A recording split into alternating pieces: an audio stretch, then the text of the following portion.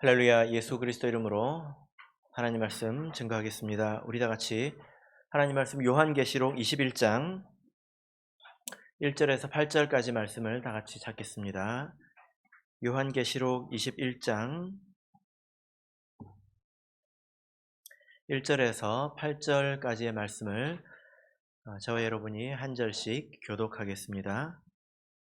1절. 또 내가 새 하늘과 새 땅을 보니 처음 하늘과 처음 땅이 없어졌고 바다도 다시 있지 않더라.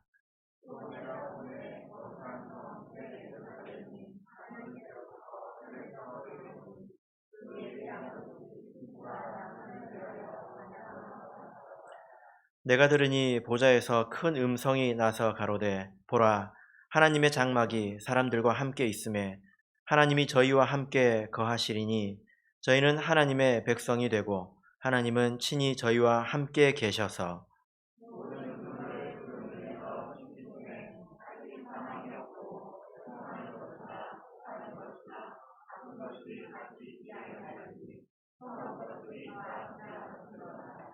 보좌에 앉으신 이가 가라사대 보라, 내가 만물을 새롭게 하노라 하시고 또 가라사대 이 말은 신실하고 참되니 기록하라 하시고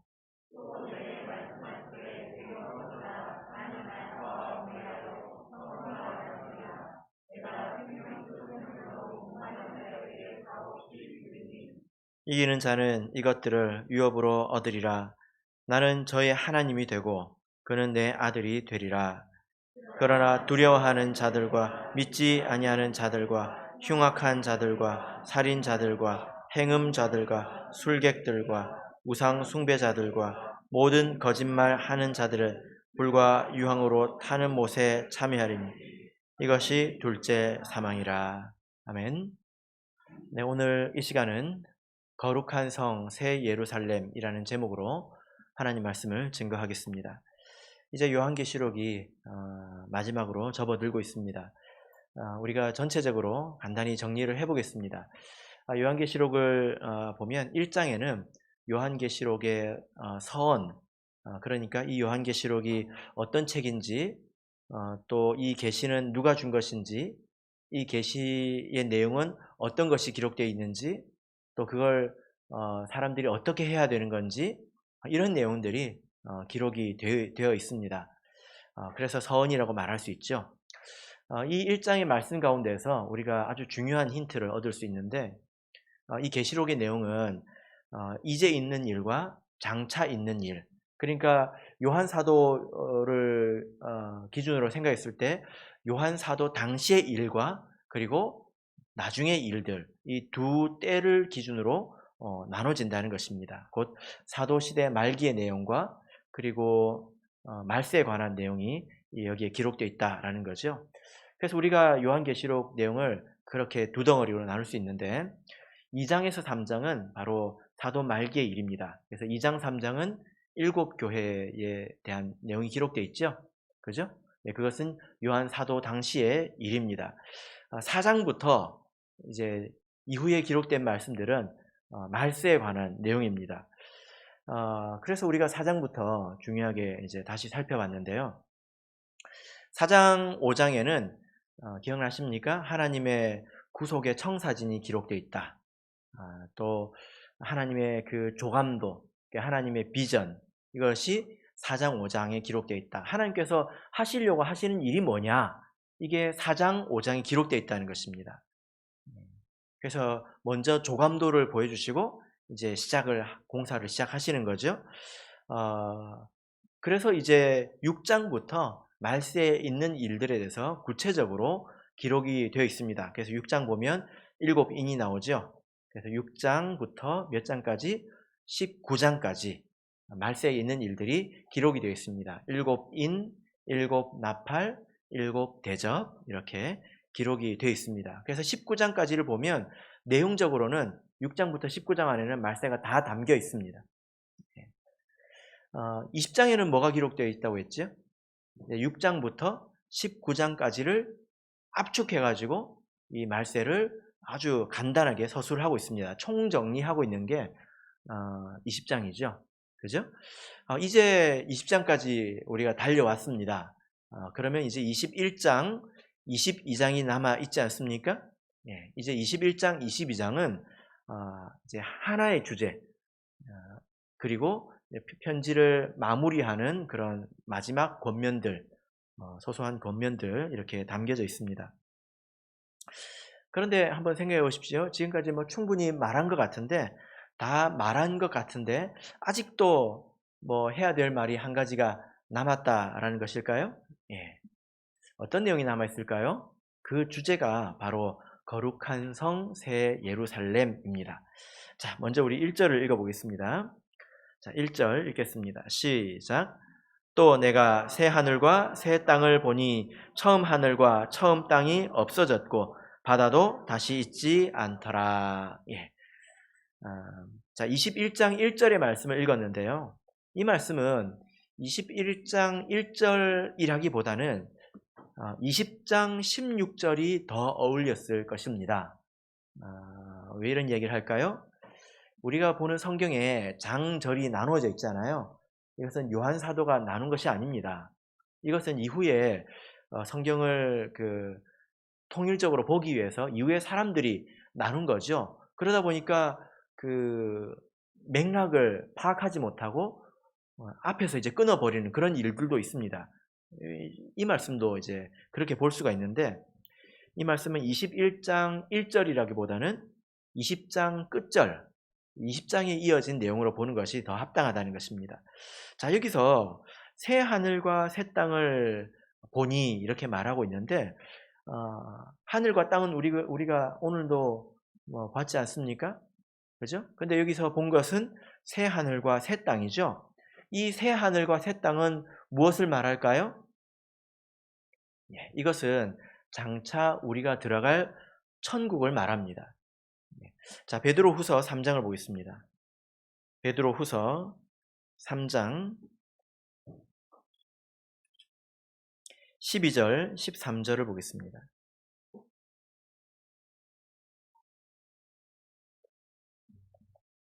베드로후서 3장 12절, 13절 같이 읽어볼까요? 읽겠습니다. 시작. 하나님의 날이 임하기를 바라보고 간절히 사모하라. 그날에 하늘이 불에 타서 풀어지고 체질이 뜨거운 불에 녹아지려니와 우리는 그의 약속대로 의에 거하는 바 새 하늘과 새 땅을 바라보도다. 예, 베드로 사도가 우리의 소망에 대해서 이야기를 하고 있는데, 하나님의 날이 임하면 하늘이 불에 타서 풀어지고, 또 체질이, 이건 땅을 말하죠. 뜨거운 불에 녹아지려니와 하늘도 사라지고 땅도 사라질 텐데 우리는 새 하늘과 새 땅을 바라보도다. 이것은 이제 우리가 가게 될 영원한 천국을 말하는 것입니다. 그죠? 그래서 이 천국에 가려면 먼저 이 땅과 하늘이 사라져야지 새 하늘과 새 땅을 우리가 보게 된다라는 거죠. 계시록 21장으로 다시 와서 보시면 20장 마지막에서 우리가 그 내용을 보았습니다. 20장 마지막을 보시면 여러분 기억나십니까? 사망과 음부도 불못에 던지우니 이것은 둘째 사망 곧 불못이라. 그죠? 예. 11절을 보시면 흰 보좌가 내려옵니다. 그 위에 앉으신 자를 보니 땅과 하늘이 그 앞에서 피하여 간데 없더라. 예. 동일한 내용이죠. 예. 그래서 흰 보좌가 내려오고 하늘과 땅은 사라지고 불못 심판이 임하고 그리고 구원받는 사람들은 새하늘과 새 땅에 가게 된다. 그러니까 생명책에 농명되지 못한 자들은 불못에 가게 되고 그렇지 않은 사람들은 새하늘과 새 땅에 가게 된다. 이렇게 되는 것입니다. 그래서 베드로후서 3장 12절 13절 말씀이 이 계시록 20장 끝절과 21장 1절 말씀과 대칭되는 그런 말씀이라는 것입니다. 그렇게 보자면 21장 1절의 말씀을 우리가 20장에 이어서 읽을 때 더욱더 명확히 잘 균형 있게 이해가 된다라는 거죠. 그래서 여러분, 새 하늘과 새 땅이기 때문에 그것이 얼마나 좋을지에 대해서는 지금 우리가 살고 있는 이 땅의 언어로 표현할 수가 없습니다. 여러분들께서 가끔 이제 아주 멋들어지는 그런 곳에 가보면 말문이 막힌다 이런 말을 하잖아요. 너무 아름답고 너무 기가 막혀서 말문이 막힌다 그런 표현을 하지 않습니까? 여러분들은 신앙생활만 주구장창 열심히 하시는군요.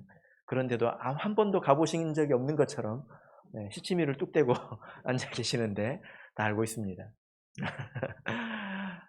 그런데 천국에 간다면, 우리가 저 새하늘과 새 땅에 간다면 거기야말로 우리의 말문이 막힐 것입니다. 얼마나 좋은지. 여러분, 그래서 이 세상에 있는 부자들, 또 잘 산다 하는 사람들 부러워하지 마세요. 천국에서는 누추해서 그런 데 못 삽니다. 우리는 거기에 가야 될 몸이에요. 그죠? 새하늘과 새 땅을 기대하시길 바랍니다. 자, 이제 21장 2절을 보겠습니다. 자, 2절을 같이 읽어보겠습니다. 시작. 또 내가 보매 거룩한 성 새 예루살렘이 하나님께로부터 하늘에서 내려오니 그 예비한 것이 신부가 남편을 위하여 단장한 것 같더라. 예. 자, 이제 마지막 주제 새하늘 그 거룩한 성 새 예루살렘이 등장했습니다. 여러분, 그런데요, 이 주제가 어디까지 이어지냐면 21장 전체를 이어서 22장 5절까지 이어집니다. 그 분량으로 보자면 상당히 많지요. 거룩한 성 새 예루살렘을 굉장히 구구절절히 설명을 하고 있는데 거기에 대해서 상당히 무게를 주어서 다루고 있다는 것입니다. 먼저 이 새 예루살렘은 무엇을 말하는지 우리가 알아보고 그 세부적인 것들을 보는 것이 좋겠습니다. 제가 이 계시록을 읽으면서 누군가 이 장절을 나누었을 때 어떤 생각으로 나누었을까 제가 생각을 해봤는데요. 아마 이럴 것입니다. 뭐냐면은 새하늘과 새 땅이 왔어요. 근데 거기 땅하고 하늘만 있으면 사람이 살 수 있습니까? 없죠. 뭐가 있어야 될까요? 사람이 살 집이 있어야 될 것 아닙니까? 그러니까 새하늘과 새 땅 위에 거룩한 성 새 예루살렘이 딱 하고 이제 하늘에서 딱 내려오는 것입니다. 그럴듯하지 않습니까? 그래서 이 새하늘과 그 새 땅을 이제 천국을 말한다. 새하늘과 거룩한 성 새 예루살렘을 일컬어서 이것은 천국이다. 그래서 21장부터 22장 5절까지 기록된 내용은 저기 천국에 관한 내용이다. 이렇게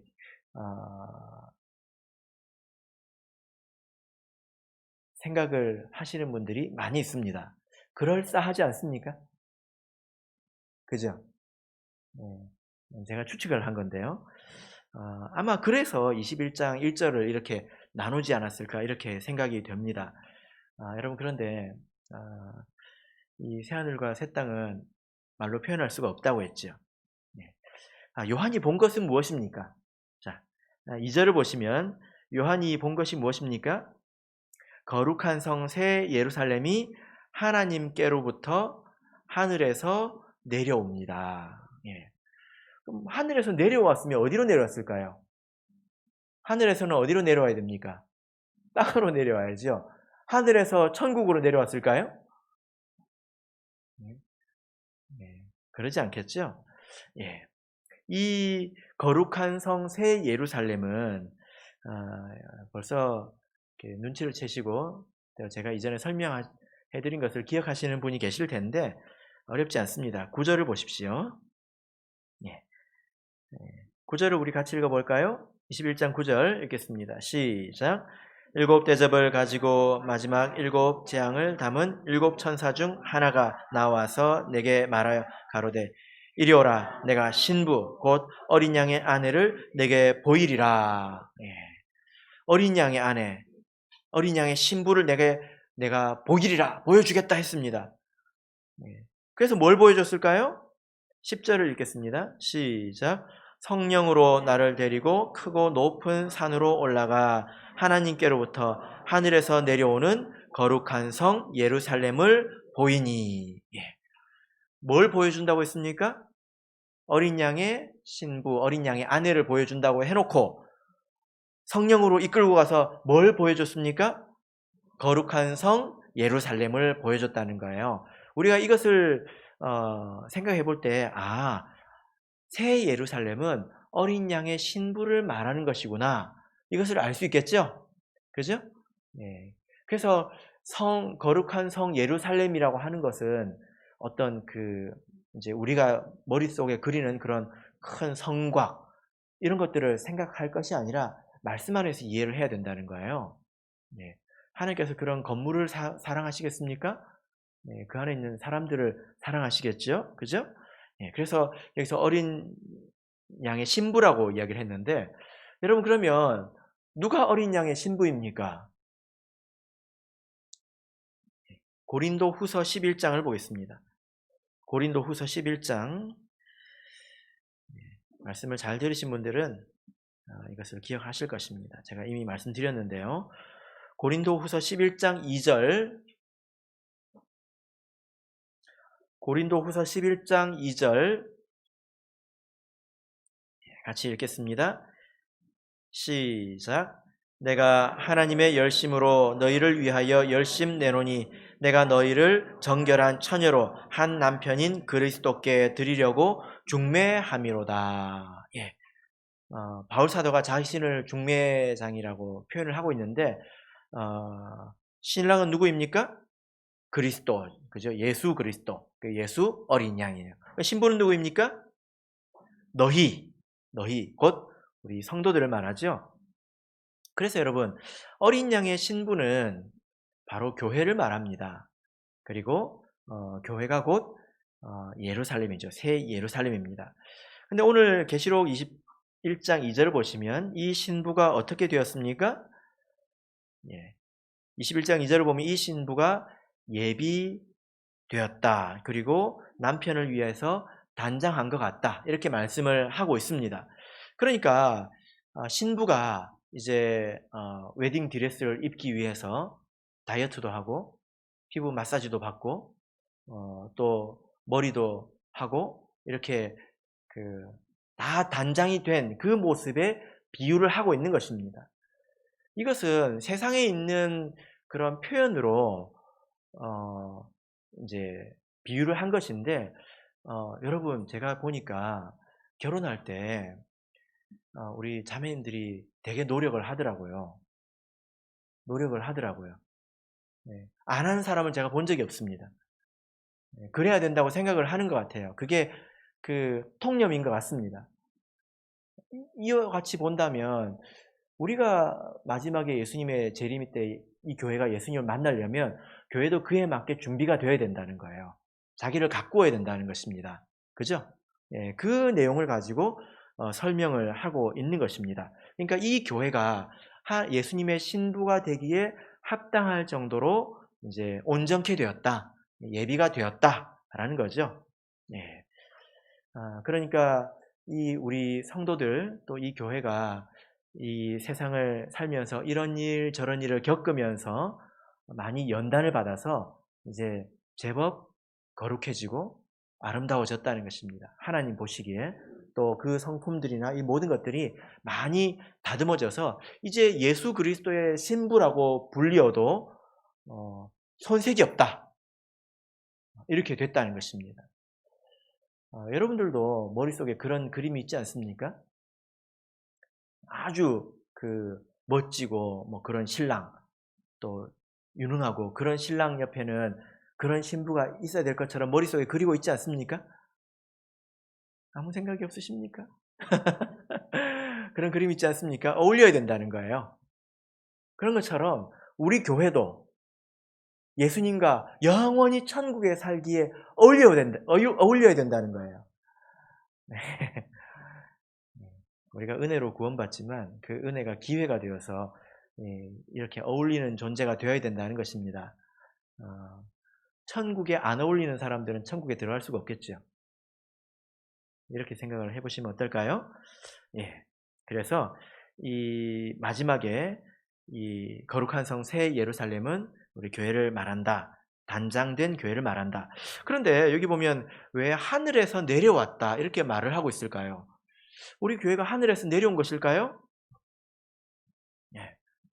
어, 우리가 인간적으로 보자면 우리 성도들은 이 세상에서 여러 가지 일들을 많이 겪어서 이렇게 다듬어지죠. 네. 그런데 또 다른 관점에서 보자면 이 교회는 하늘에서 내려왔다 이렇게 말을 할 수가 있습니다. 성경에서 바울이 이제 자신의 이야기를 하면서 삼층천에 다녀왔다 이렇게 기록을 하고 있는데, 그러니까 바울 사도가 하늘에 다녀왔다는 거예요. 그런데 이 하늘은 삼층천입니다. 그러니까 하늘이 최소 세 단계로는 이렇게 나눠져 있다는 거지 않습니까? 어떻게 나눠져 있을까요? 네. 이 하늘은 영적인 세계까지 포함하는 것입니다.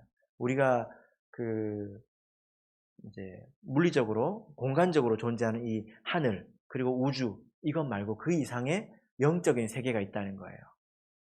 그게 최소 세 단계로 나누어진다는 것입니다.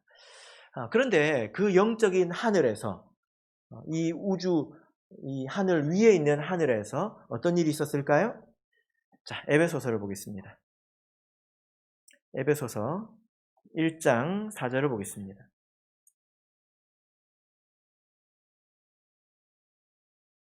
에베소서 1장 4절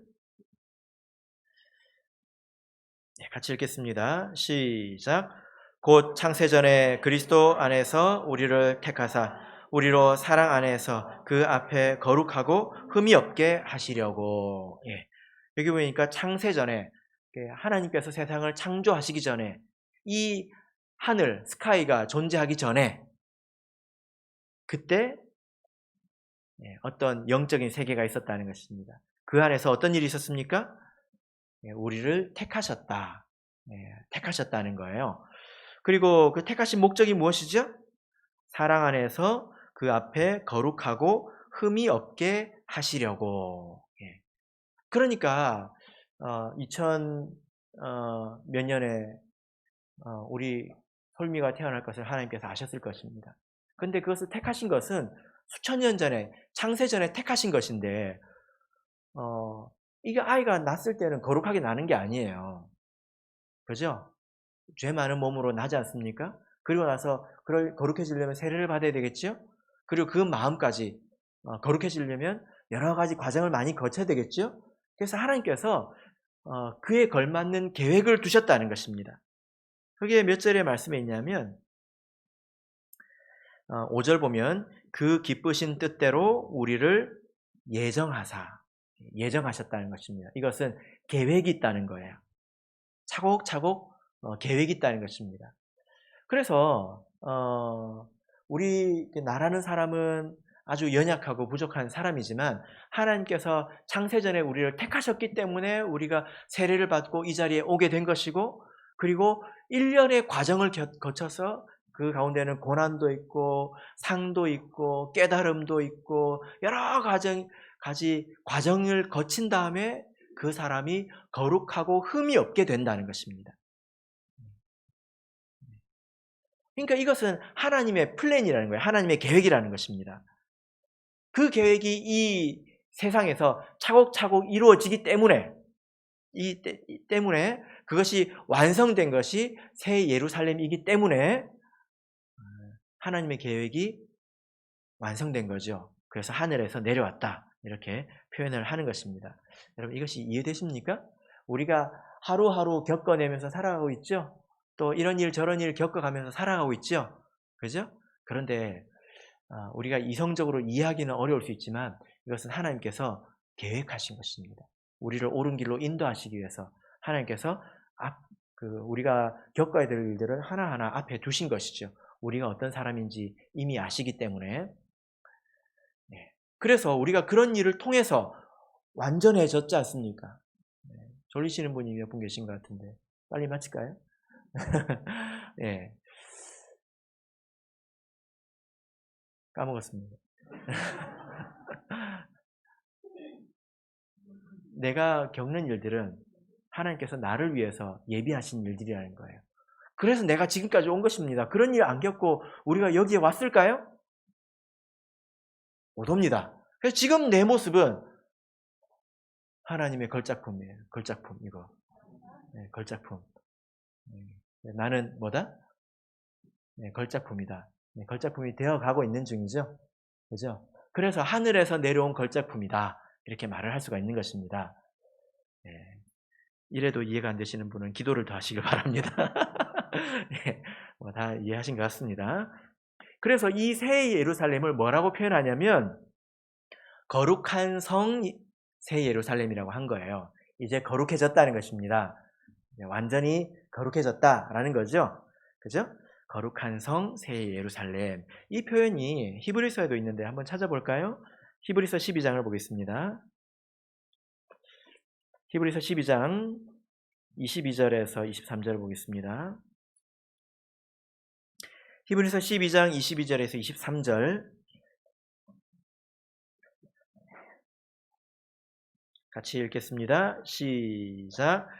그러나 너희가 이른 곳은 시온산과 살아계신 하나님의 도성인 하늘의 예루살렘과 천만 천사와 하늘에 기록한 장자들의 총회와 교회와 만민의 심판자이신 하나님과 및 온전케 된 의인의 영들과.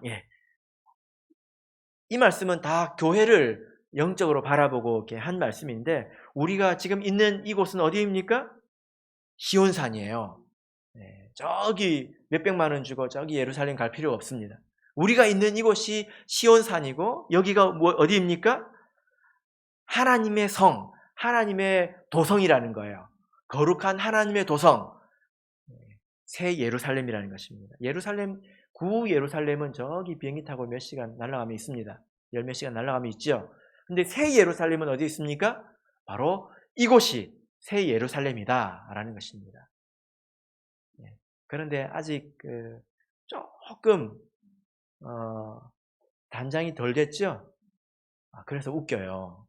신부가 화장을 했는데 그 오른쪽 눈썹은하고 왼쪽 눈썹은 안 하고 있다고 생각해 보세요.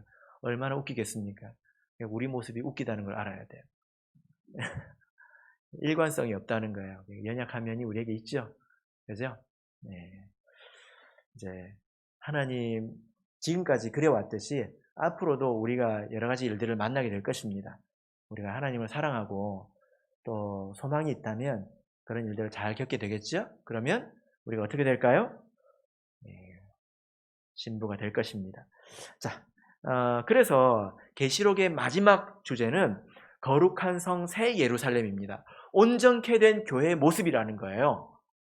하나님의 계획을 따라서 온전케 된 이 교회의 모습이 어떤가? 그 모습에 대해서 이렇게 길게 기록하고 있는 것입니다.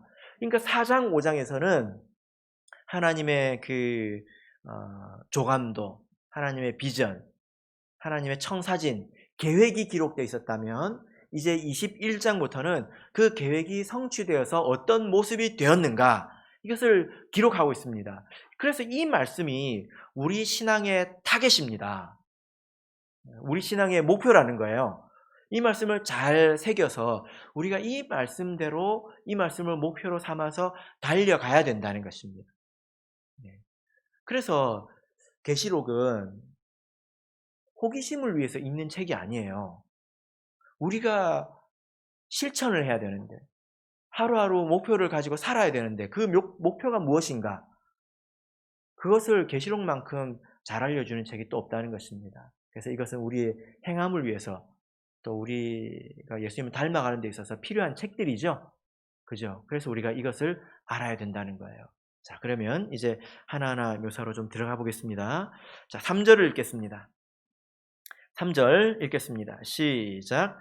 내가 들으니 보좌에서 큰 음성이 나서 가로되 보라 하나님의 장막이 사람들과 함께 있음에 하나님이 저희와 함께 거하시리니 저희는 하나님의 백성이 되고 하나님은 친히 저희와 함께 계셔서. 여기 보면 하나님의 장막이 사람들과 함께 있다 이렇게 말씀을 하고 있습니다. 이 장막은 뭘 말하죠?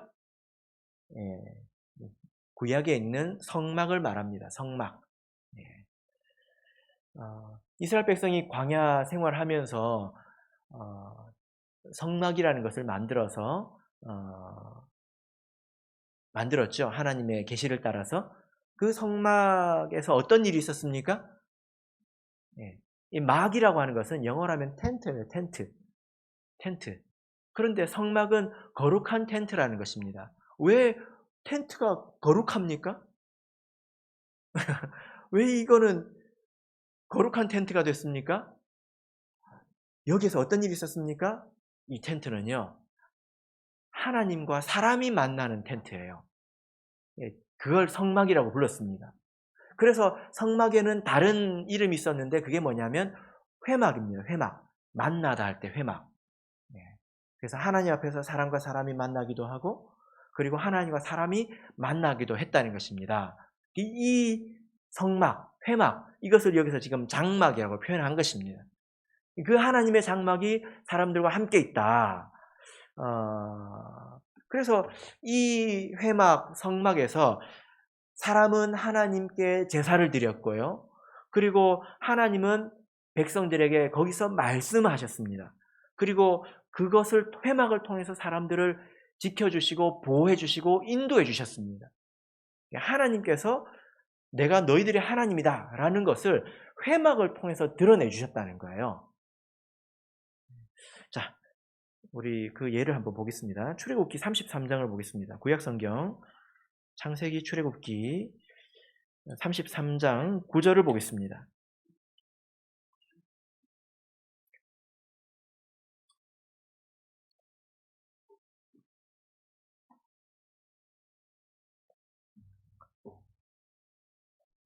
창세기 33장 9절 같이 읽겠습니다. 시작. 모세가 회막에 들어갈 때에 구름 기둥이 내려 회막문에 서며 여호와께서 모세와 말씀하시니. 예. 그래서 여기서 모세와 여호와가 하나님께서 만나셨죠? 그래서 이제 회막이 된 것입니다. 그래서 여러분 한번 생각해 보세요. 어디 가서 하나님을 만나겠습니까?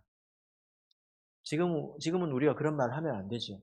우리는 항상 하나님을 만날 수 있습니다. 그런데 이때 어디 가면 하나님을 만날 수 있었을까요? 회막에 와야 만날 수 있다는 거예요. 천하의 모세라도 회막에 왔어야 했습니다. 그뿐만이 아니죠. 출애굽기 40장을 보겠습니다.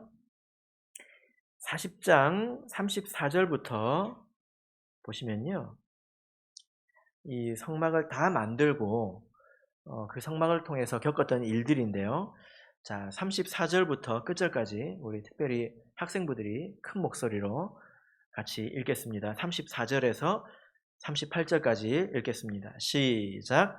그 후에 구름이 회막에 덮이고 여호와의 영광이 성막에 충만하매 모세가 회막에 들어갈 수 없었으니 이는 구름이 회막 위에 덮이고 여호와의 영광이 성막에 충만함이었으며 구름이 성막 위에서 떠오를 때에는 이스라엘 자손이 그 모든 행하는 길에 앞으로 발행하였고 구름이 떠오르지 않을 때에는 떠오르는 날까지 발행하지 아니하였으며 낮에는 여호와의 구름이 성막 위에 있고 밤에는 불이 그 구름 가운데 있음을 이스라엘의 온 족속이 그 모든 행하는 길에서 친히 보았더라. 예, 감사합니다.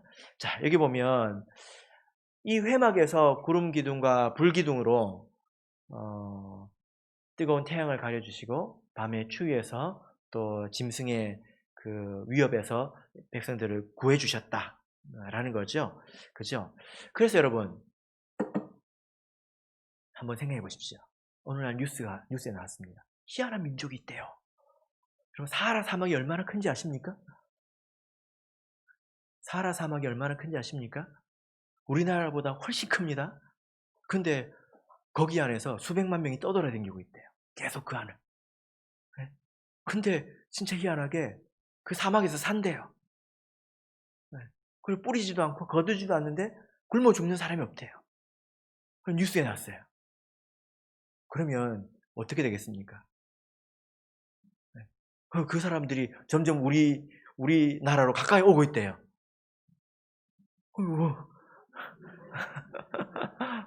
그게 뭐냐면 그 이스라엘 백성을 보았던 그 주변 국가의 사람들의 기분입니다. 뭐 저런 게 다 있어. 저런 게 다 있어. 이 기분이에요. 그러니까 하나님께서 하나님의 장막이 그들과 함께 했다는 것은 하나님과 백성 사이가 그런 관계 속에 있다는 것입니다. 그래서 이스라엘 백성이 하나님과 가장 친밀했던 때는요, 광야에 있었을 때입니다. 그때는 이 하나님과 떠날 수 없었습니다. 그래서 제일 무서운 게 뭔지 아십니까? 광야에 있었을 때는 사형의 다른 말을 백성 중에서 쫓아낸다는 것입니다. 구름 기둥 밖으로 쫓아낸다는 거예요. 그럼 살 수가 없거든요. 그죠? 그래서 광야에 있었을 때는 하나님과 아주 친밀했습니다. 가까웠습니다. 그런데 가나안에 들어와서 어떻게 됐습니까? 좀 느슨해졌죠. 환경이 편해지니까 하나님을 그렇게 따르지 않았습니다. 그런데 이후에 이제 말세가 되어서 우리 마지막 성도들의 사는 모습이 그와 같다는 것입니다. 하나님의 백성들이 하나님을 참으로 의지합니다. 의지할 것이 없어서 의지를 안 하는 것이 아니라 먹고 살 것이 있고, 그리고 세상에 의지할 만한 것들이 보이지만 마치 그 사람들은 광야에 사는 것처럼 하나님을 의지하고 있다는 거예요.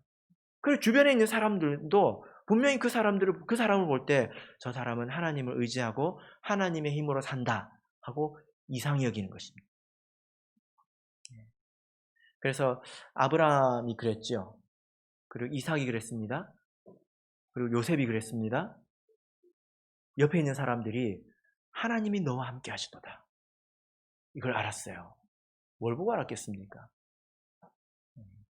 이런 삶이 회복된 것, 마지막 그 때의 성도들의 온전한 모습이 무엇이냐면 마치 이스라엘 백성이 광야에서 하나님의 장막을 중심으로 떨어지면 죽을 것 같이 살았던 것처럼 그렇게 하나님과 교통하고 사는 그 모습을 말씀하고 있는 것입니다. 여러분, 그래서 우리가 지금 사는 모습을 우리가 곰곰이 이렇게 생각을 해본다면 우리가 정말 그렇게 살고 있습니까? 내가 하나님을 그토록 의지하고 있습니까? 그리고 다른 사람들이 우리가 사는 모습을 보면서 저 사람은 하나님의 은혜로 산다, 이것을 알 수 있도록 우리가 살고 있나요? 그것이 우리가 추구해야 될 목표이죠. 그죠? 예를 들어 누가 떳떳하게 직장을 얻어서 삽니다. 옆에서 아무리 가까이 지내는 사람이 봐도 쟤는 하나님 때문에 사는 게 아니라 직장 때문에 사는 거네. 감동이 하나도 안 느껴지는 삶을 살 수도 있잖아요. 그렇다는 것입니다. 자, 이것이 하나님의 장막이 그들과 함께 계신 것이고, 그래서 3절을 보시면 저희는 하나님의 백성이 되고 하나님은 친히 저희와 함께 계신다, 이 말씀의 뜻입니다. 이것이 분명해진다는 거죠. 그래서 여러분, 사하라 사막에 떠돌아다니는 백성을 마음속에 그려보시길 바랍니다. 우리가 그렇게 살아야 합니다. 자, 이제 4절 5절 읽겠습니다. 4절 5절 시작. 모든 눈물을 그 눈에서 씻기심에 다시 사망이 없고 애통하는 것이나 곡하는 것이나 아픈 것이 다시 있지 아니하리니 처음 것들은 다 지나갔음이러라. 보좌에 앉으신 이가 가라사대 보라 내가 만물을 새롭게 하노라 하시고 또 가라사대 이 말은 신실하고 참되니 기록하라 하시고.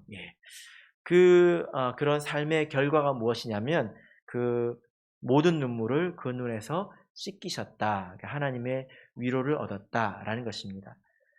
사실 이 내용은 계시록 7장에서 이미 우리가 배운 바가 있습니다. 자, 계시록 7장을 보겠습니다. 계시록 7장 13절 보겠습니다.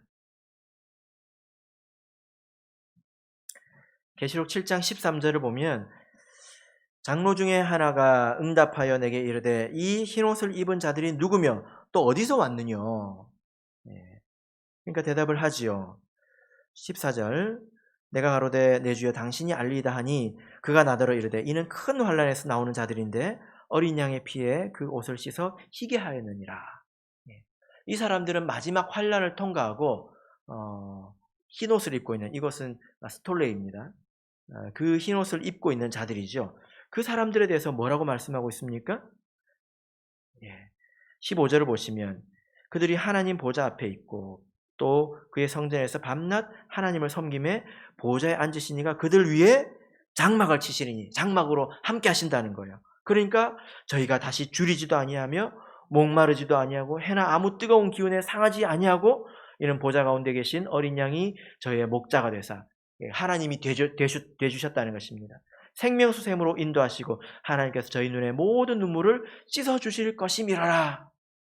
이것은 저 천국을 말하는 게 아니라 이 땅에서 우리가 완전히 연단을 받고 나면 하나님께서 더 이상 연단을 할 필요가 없기 때문에 지켜주시기만 하는 그런 상태를 말하는 것입니다. 우리가 빨리 이렇게 되면 좋겠죠? 그래서 이 7장의 이 말씀, 환난을 통과한 자들이다. 마지막 연단을 다 통과해서 거룩한 성 새 예루살렘, 어린 양의 신부가 되었다는 것입니다. 그때는 아픈 것도 없고 석상에서 하고 울 일도 없고 괴로움도 없습니다. 여러분, 세상에서는 건강한 사람도 세월이 지나면 아플 일밖에 없죠. 딱 정해져 있지 않습니까? 아프다가 죽는 거. 그죠? 네. 이 안에는 이런 하나님의 위로가 있습니다. 자, 본문의 말씀을 보시면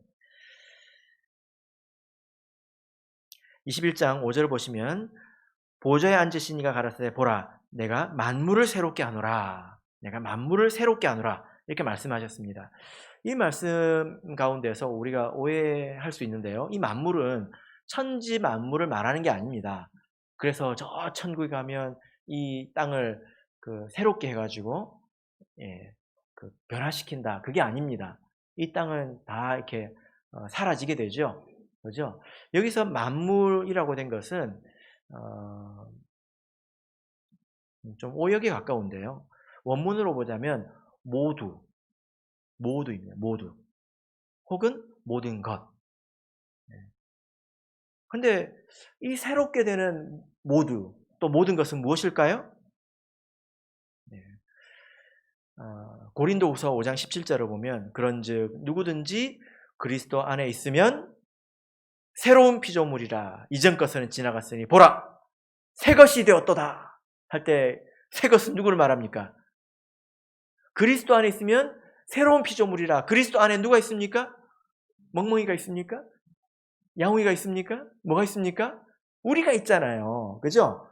새 것이 되었다라는 말은 내가 나를 볼 때 신기한 거예요. 내 옛사람이 사라지고 내가 새 사람이 됐다는 겁니다. 내가 나라는 사람을 아는데 이런 일련의 과정을 거치면서 내가 새 것이 되었다는 것입니다. 여러분, 내가 나를 볼 때 조금 달라졌다 느끼십니까? 겉사람은 후패하죠. 속사람은 날로 새로워지죠. 그죠? 이게 느껴져야 돼요. 그래야 신앙생활을 잘하는 것입니다. 그래서 하나님께서 모든 것을 새롭게 하노라 할 때 이 모두는 사실 새롭게 된 새 예루살렘 이 안에 있는 성도들을 말하는 것입니다. 하나님께서 그 안에 있는 사람들을 사실 옛 것들이었는데 옛사람 있고 욕심에 똘똘 뭉쳐있고 여러 가지 문제가 많은 사람들이었는데 하나님께서 그들을 단련하셔서 이제 하나님 보시기에 어디 내놔도 거룩하고 세상적으로 보기 좋다는 게 아니에요. 하나님 보시기에 깨끗하다는 것입니다. 이런 사람이 됐다는 것입니다. 그래서 하나님께서 이렇게 말씀하시죠. 또 가라사대 이 말은 신실하고 참되니 기록하라. 이 말은 신실하다는 거예요. 이게 무슨 말일까요, 여러분?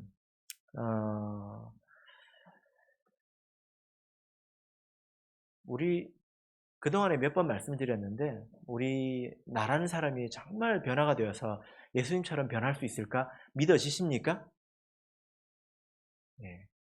그때 예수님께서 뭐라고 하십니까? 이 말은 신실하고 참되니 기록하라. 적으세요, 빨리. 기록하라고 하시지 않습니까? 빨리 적으세요.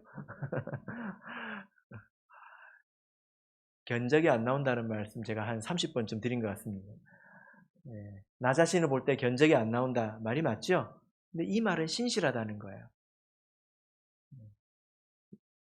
그래서 이것은 내가 하는 일이 아니라 하나님께서 계획하신 일이 이루어지는 일이라는 것입니다.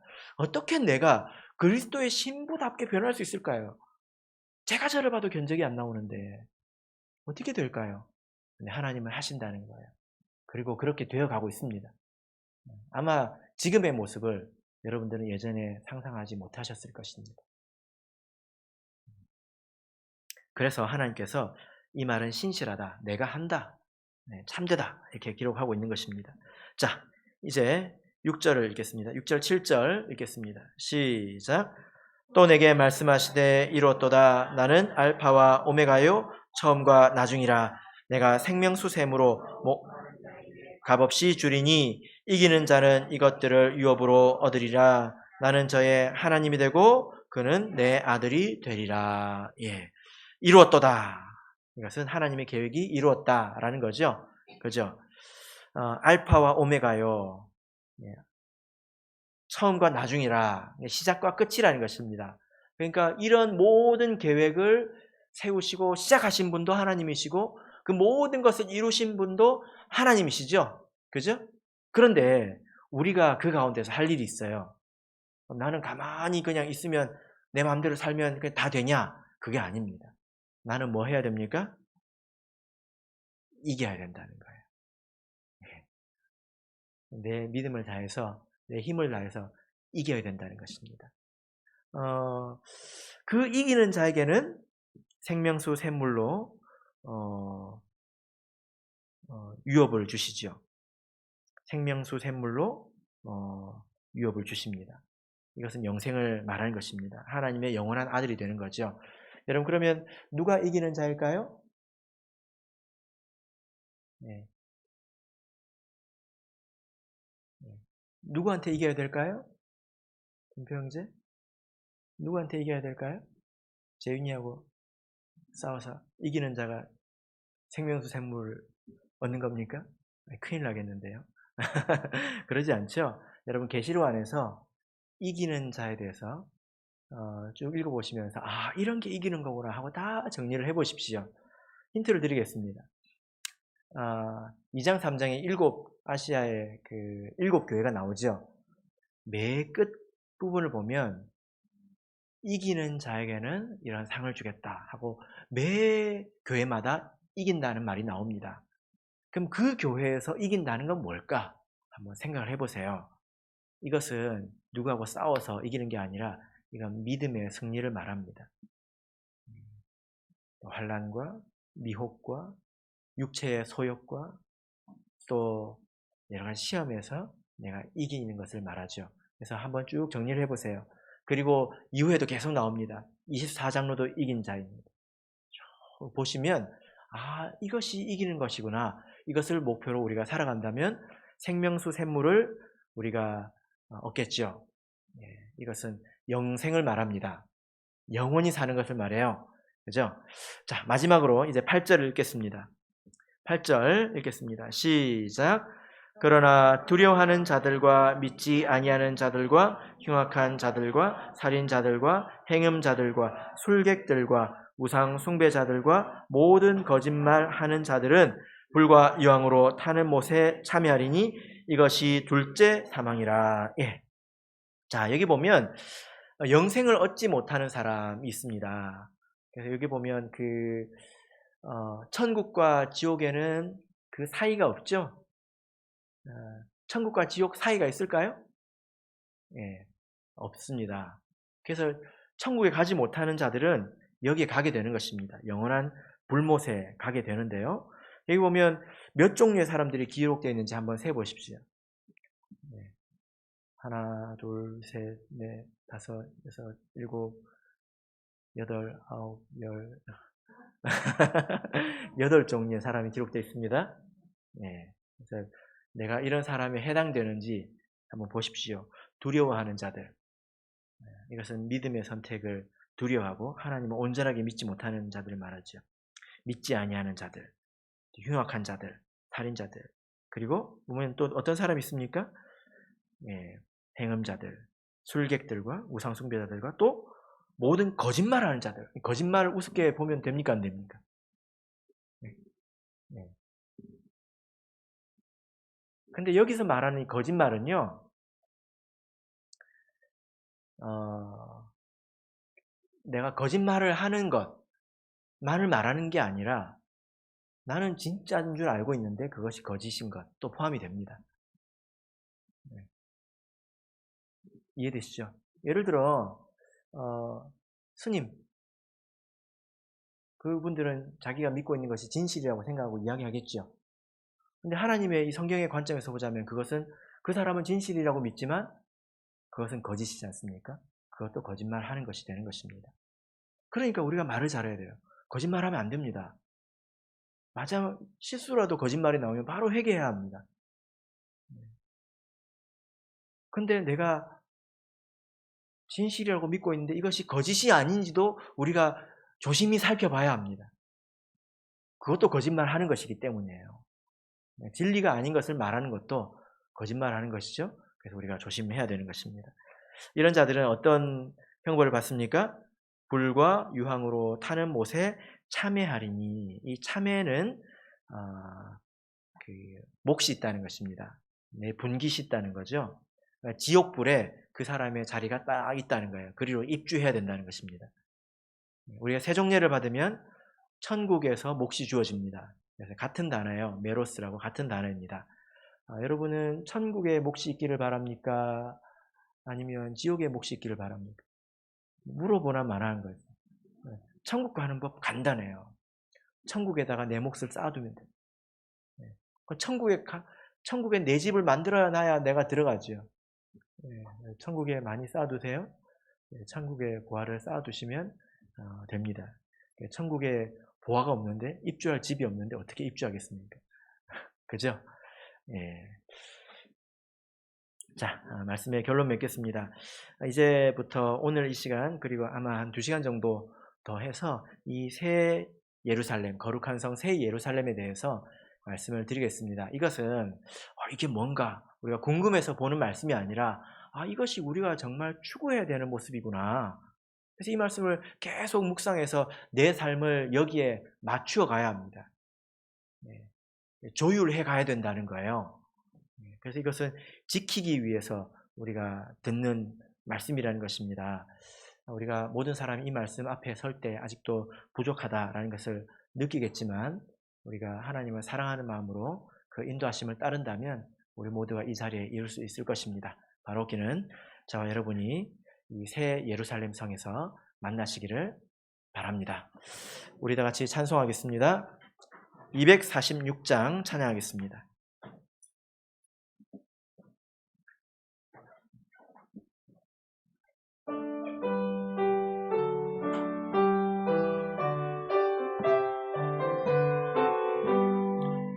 내 주의 나라와 주 계신 성전과 피 흘려 사신 교회를 늘 사랑합니다. 내 주의 교회는 천성과 같아서 눈동자같이 아끼사 늘 보호하시네. 이 교회 위하여 눈물과 기도로 내 생명 다하기까지 늘 봉사합니다. 성도의 교제와 교회의 생활과 구주와 맺은 언약을 늘 좋아합니다. 하늘의 영광과 베푸신 축복이 진리와 함께 영원히 시온에 넘치네. 아멘.